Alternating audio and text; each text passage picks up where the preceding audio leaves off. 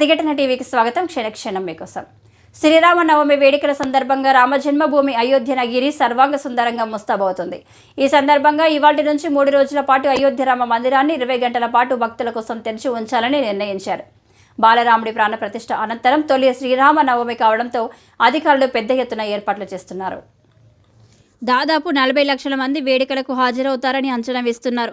భక్తుల రద్దీని దృష్టిలో ఉంచుకొని శ్రీరామ మందిర ఆలయ ట్రస్టు 7 వరుసల్లో భక్తులను దర్శనానికి అనుమతించాలని నిర్ణయించింది. ఈ శ్రీరామనవమి వేడుకలకు భారీ భద్రతా ఏర్పాట్లు చేస్తున్నారు.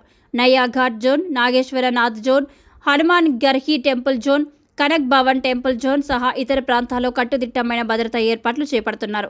భక్తుల సౌకర్యార్థం 24 గంటల పాటు పనిచేసే విధంగా కంట్రోల్ రూమ్ను ఏర్పాటు చేశారు. 3 షిఫ్టుల్లో అధికారులను నియమించనున్నారు.